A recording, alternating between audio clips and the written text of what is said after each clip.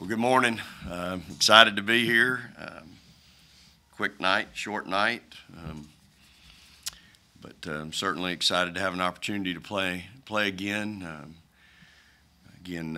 Just want to congratulate Southern and South Dakota on great seasons. Amanda has done a tremendous job with Clemson, an incredible turnaround in 1 year. Known her a long time, so much respect. I went and pulled out my old files on Florida from our first 5 years in the league, and she's just doing a great job. Even Simone, even Westbrook was on in those scouting reports. So you keep files, you keep your homework. You never know when that class is going to pop back up, and so this is I'm big on that. So I know Johnny pulled out some of her old files too, but great team, tremendous skill set. Boy, those guards are playing extremely well for them right now. Westbrook and Edwards had 49 of 75 points for them yesterday, and their leading scorer only had, I think, 1 point, and they scored 75 points. So, man, I'm sitting there, worried myself to death. If she gets her average, they scored 89 points. So we've really got our work cut out for us. They're playing really well. They had a chance to beat Louisville in their tournament, and actually we're up 6 in the fourth quarter. So it should be a great game. We're going to have to play really well, and some of the things they like to do offensively are really hard to deal with. So we're going to have to play well. They've got some veteran guards, and you know what? I got some veteran guards. So this may be a game where guard play is really, really important. They're going to trap us. They're going to do some things defensively to try to bother us. I'm hopeful that my guards will be ready for that and, will handle that. Because if we don't, it'll be a long day. You saw something similar last year with Lauren Godwin. I think she was a 6-year senior. She had played a lot of basketball, a lot of different schools. Westbrook, she might as well be a pro. I mean, I think she's in her 7th year or something.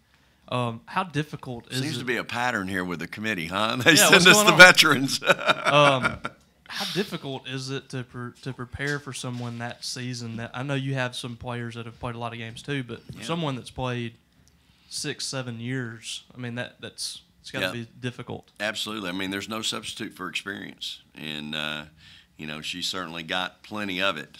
And but you watch film. When you're watching film, you don't put an age on all those kids out there. You talk about their skill set. You talk about what they can do well, what they can't do. Maybe some things maybe you feel like you can attack them, and that's what you do. And so I've got four seniors. I'm sure they're looking at them going, hey, they're really good at this, and they may not be so good at this. And so that's what you do in film. That's what you do in the scouting report. And I think for our kids, it's going to be real important to pay attention to detail. We just went through some film. We talked about some tendencies. And, I think if we handle the tendencies, the rest takes care of itself. You let the wheels start turning on offense, and it's hard to deal with all that stuff. So, for us, you've covered us a long time, Robbie. If we're doing what we do defensively, we're okay. If we're letting other people run their pretty offense and do things like that, man, we can really struggle. Steve Robertson with Gene's Page 247. Coach, you're outscored 19-17 in the second period last night, but yet you have the big win. How important is it to have those coachable moments, even when you have a win like that, to get them focused this time of year? Well, it was 19-18, Steve, and it was a great teachable moment at halftime. I think I told y'all last night I had some unique combinations on the floor, had some young kids out there, and it gave me an opportunity to maybe get their attention at halftime. And so I thought really the first and the third quarter, our starters were really good and played really well. And at the same time, it gave my young kids a chance to get their feet wet in an NCAA tournament game. Great crowd. That's not anything they're not used to, but this time of year's got a little more importance to it than others. And, I think that we probably had some anxiety out there with a couple kids, and so they were able to work that out. And so, but yeah, that second quarter gave us a chance to maybe get their attention a little bit at halftime, and I thought third quarter we came out and did the same thing we did in the first. Clemson, they changed the game in the third quarter. They made South Dakota miss 7 straight shots, I think. They started in that half-court trap kind of deal, but then fell back into a 2-3 zone, and they were pretty good in both setups. Just how difficult of a task are they defensively with the different looks they can execute well? Yeah, I think they've done it all year. They're very I think what impresses me on film is that, man, they're really cohesive. They have great chemistry. I mean, they're doing different things, different passes at different times. It's not cross half court, boom, we're getting you. It might be a ball reversal and they're getting you, or it might be the first pass to the wing and they're getting you. And so, I think for us, I told Jazz, her and Maya are going to have to really be on point, because that's your pressure release. And that you've got some other pressure releases on the floor that are going to have to be ready to go and be ready to get to their spots. But they've done it all year. It's what they're good at. Amanda's done a great job. They're multidimensional defensively, and but I tell you, the thing that stands out to me, I told her last night when they came off the floor, they just play hard.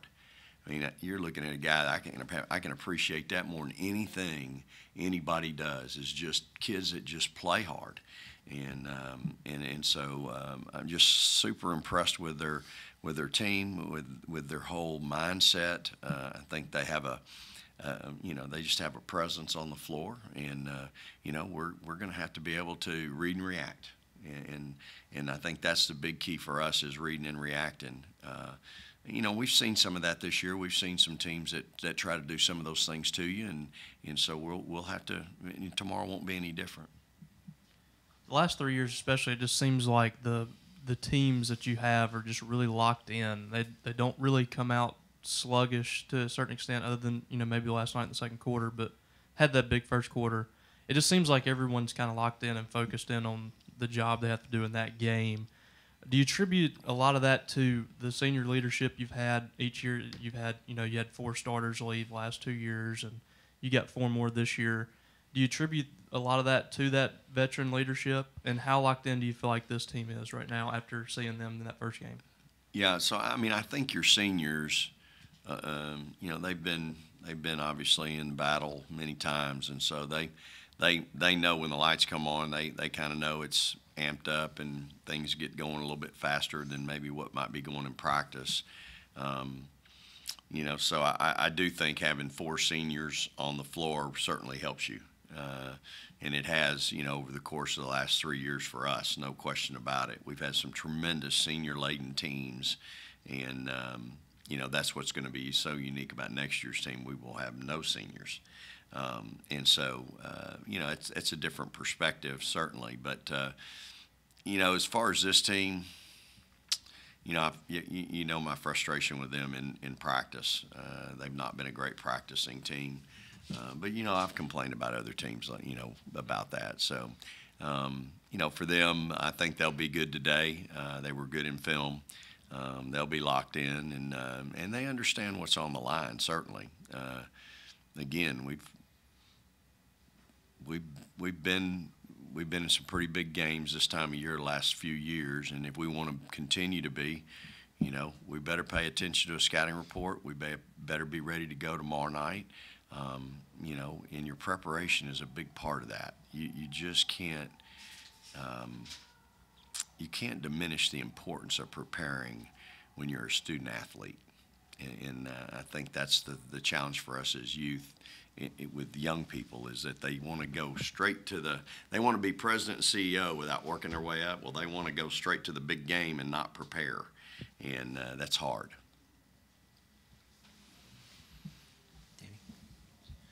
Danny Smith, Starkville Daily News. Coach, you mentioned the crowd, big crowd obviously for your game, but I was impressed. There was a lot of people for that Clemson South Dakota game. Just what is about the people just supporting women's basketball in Starkville right now? I went over this morning to the Marriott I hadn't had a chance to visit with South Dakota and their coaching staff since they've been here, and so I went over there before they left and just wanted to check in and just tell them again, congratulations, but also wanted to make sure they had a great experience, and they just couldn't say enough nice things about our community, our restaurants. Coach Funchess last night with Southern just complimented us on our restaurants. The bus driver for them said that they had a great experience as well, and that was my. I just wanted to make sure. I felt confident that was going on, but I wanted to make sure, and I think our community is just. It's the best. I mean, they love women's basketball. They love our team, and I think they love this event. And they've come to really understand the importance of this event, and they appreciate it being here. And so, it just reinforced this morning. It was good to hear from them the experience that they've had. And Coach was telling me, it's not that much different from where they're from in South Dakota and where their university's from, and so it was just glad. I was glad to hear that from them. So I'm certainly appreciative to any of our fans. They just create such an incredible atmosphere for this event and for all the student athletes involved, and I couldn't be prouder. More questions for Coach? Thank you, Coach. All right. Appreciate y'all being here. Praise the Lord and go Dogs. Steve Robertson with Gene's Page 247. Tiara, the NCAA tournament's kind of been an extension of the Mississippi State season. You kind of expect to be here. How is this one maybe a little bit different than the last?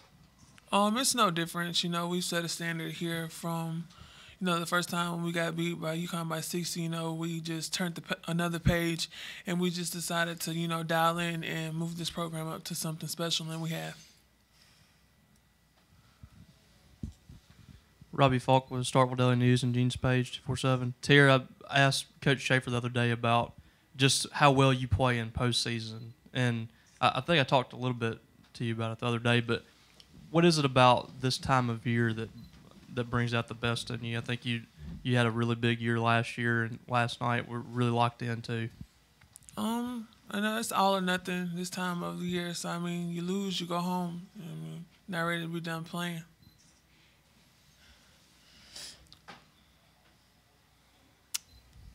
Steve? Henrielle, you said when you transferred here, you came here to win championships, and you've got a couple under your belt and some big things ahead. How has the experience been for you so far? It's been great. Like you said, I did come here for that, 2 down, 2 more to go. I think that everything that I want in a program that I'm getting here, so I'm just very grateful for this opportunity to be able to get this and compete at the highest level. Any more questions? Jazz, you being a Mississippi native, what's it meant for you to kind of be part of this transformation where Mississippi State has become the premier women's basketball program in the state of Mississippi? It's special. Being from Mississippi, my parents coming here and playing sports, just seeing the growth over the years is special to be able to have this opportunity and be able to play for state. Paul Booker, Columbus Dispatch. This is for anybody who wants to field this. Coach says you guys have the potential to be the best team he's ever had. What is your reaction to that, and where are you right now? Have you realized your potential yet as a team? I'll answer it. When he says that, I feel like we have a lot more room to grow as a team. We've developed a chemistry between us three and Jordan and Andy since Chloe's been out. So I just feel like our chemistry has grown and we haven't actually fully reached our full potential. We're all dialed in. We're a great team. I'm not saying we're not a great team right now, but like when we're all dialed in and making plays and getting defensive stops, I mean, we can be really amazing. Agreed. What Jazz said. Danny Smith, Starkville Daily News. Henrielle, you've been in the NCAA tournament prior to this with another school. Just What was it What was the feeling last night playing in this venue at this time? And of course, you've played in front of big crowds all year long here. Was anything different for last night? I mean, it was just special to have this crowd here, like they are every night, every home game. I think our energy was put up a little bit. It was at a different notch just because we know it is postseason. We came out ready to play really hard, and we did that. So. Any more questions for the student athletes? Left. Thank you. Mississippi State has never won a team national championship in history. Is this a flag you guys are carrying around? Do you think about that at all? Do you talk about that at all? That you could be the first? No, because we can't get caught up in trying to say, winning the national championship. We have to worry about the things we have to play first to get to that game because we got to get there first. Thanks. You're welcome.